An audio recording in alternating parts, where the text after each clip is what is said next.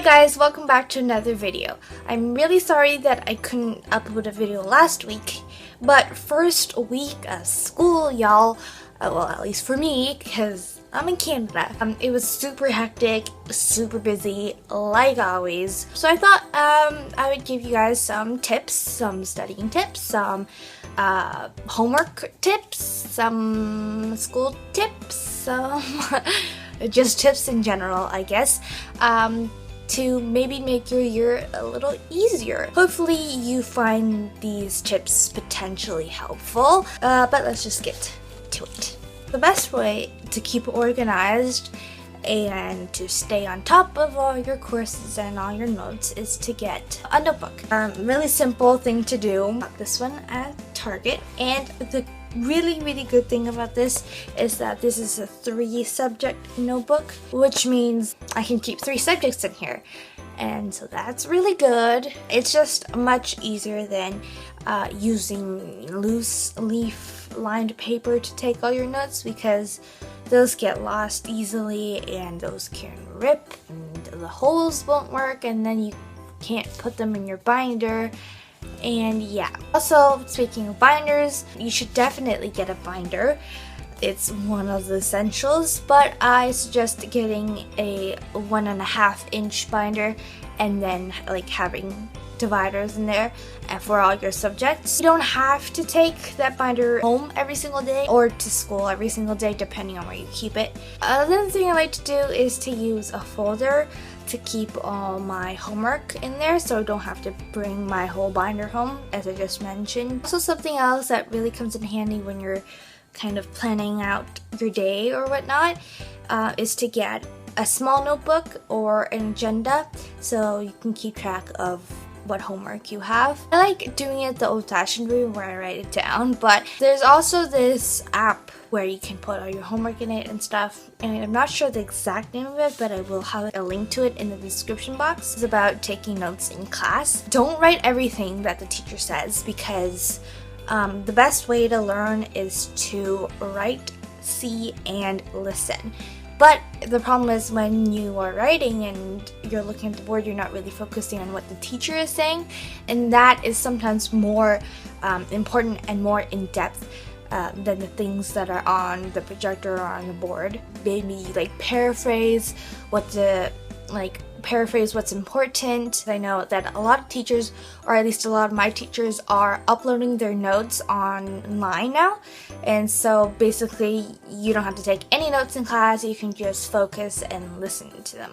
And whatever notes that you take in class that day, you go home and read it over so you can kind of refresh the lesson in your mind, and maybe you will see something that you don't understand, and so then you can ask for help.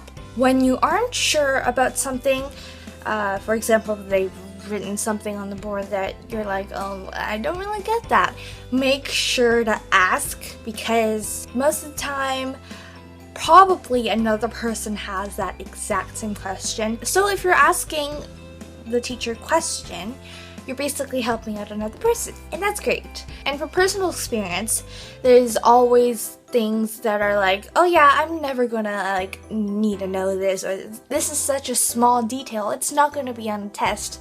But then, you guessed it, it's on the test. And so it's really important to make sure you know everything. So I have a few tips for procrastination. And procrastination is the worst thing ever, but everybody does it, including me. And I'm really bad, or I'm really good at procrastinating, if you know what I mean. And it is not a good thing to be good at. So I've developed a new trick.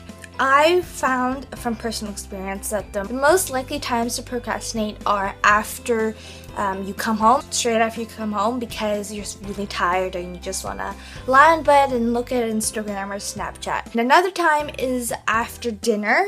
I don't know why, because you're full. I don't know. The best thing to do to not do that is to set up a schedule for yourself.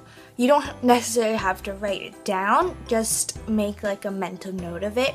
So what I like to do is that when I come home, I spent 5 to 10 minutes max, probably like eating a snack or quickly checking my notifications and whatnot. And then after that, I make sure that I go directly into my homework. So if you happen to procrastinate a little bit, that is fine because your brain needs breaks.